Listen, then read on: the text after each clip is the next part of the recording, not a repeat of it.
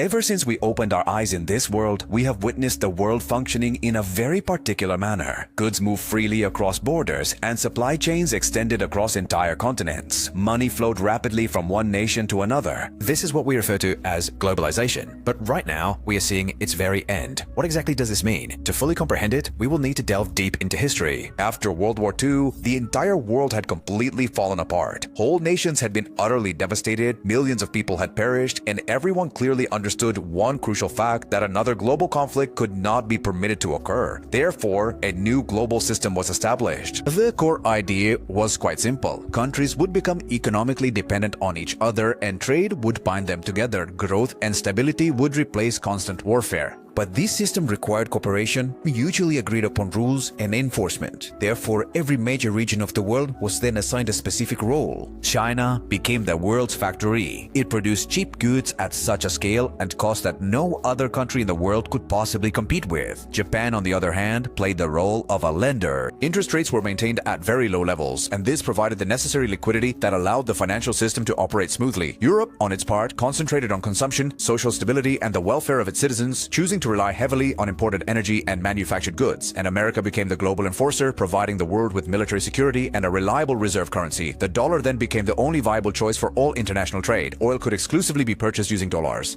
In return, America guaranteed the security of the world's trade routes and also guaranteed that this system would continue. This structure created what some economists, this is what's known as a rule-based order. This meant that if you played according to the rules, you would gain access to markets, investment, and security. If you did not follow these rules, you would then face sanctions, isolation, or even war. This system operated in precisely this manner, and for a very long time, it worked exceptionally well. At least on the surface, if you were an investor, this truly was a golden age. Stocks were consistently on the rise, capital was flowing freely and abundantly, and retirement funds were steadily accumulating. The profits of major corporations absolutely exploded. But if you were an average worker, especially in America, the story was quite different. Factories moved overseas, jobs disappeared, and communities were hollowed out. America shifted away from producing goods and became more dependent on financial services, technology, and loans. This made America appear wealthy on paper, but in reality, it had grown considerably weaker. The middle class significantly shrunk. Wealth became concentrated in just a few hands, and America grew dependent on other nations for its most basic necessities. This was no accident. This was the true cost of keeping this system alive, because maintaining globalization doesn't just require peace. You need constant pressure. You need permanent enforcement. You need war all the time. And then this cost became too much for America, because today some countries have started questioning this system. Instead of using the dollar, they have begun to trade directly with each other. Instead of relying on Western markets, they have created their own markets. Instead of simply following the established rules, they chose to challenge those very rules. And that's precisely where the real problem started. The old system, as it stands, can no longer be fully enforced or reimposed without inevitably triggering another global conflict, a world war. But the truth is, absolutely no one desires another world war now. Sanctions have completely lost their effectiveness and value ever since alternative trade networks began to grow strong. In recent global meetings, even those who have benefited the most from globalization have conceded one crucial point: this system has failed the West. It has failed American workers, and this is no longer sustainable. So the question is no longer about how we can protect globalization. The real question is what will ultimately replace it. And to truly grasp this, you must first understand the key players involved. Globally, there are four major power groups that ultimately determine what happens next. It should be. The first of these groups is global finance. This is money that belongs to no nation. It has no regard for borders, flags, or national identity. It is concerned with just one thing, and that is movement.